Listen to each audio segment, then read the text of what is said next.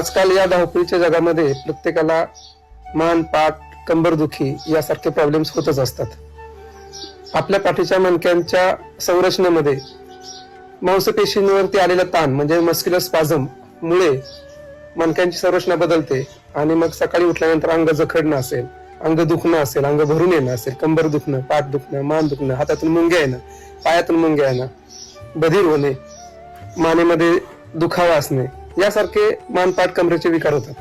यासाठी आता आयुर्वेदामध्ये अग्निकर्म आणि विद्धकर्म चिकित्सा ही आपल्याकडे केली जाते आणि त्याने तात्काळ आपल्याला वेदनेपासून उपशम मिळतो.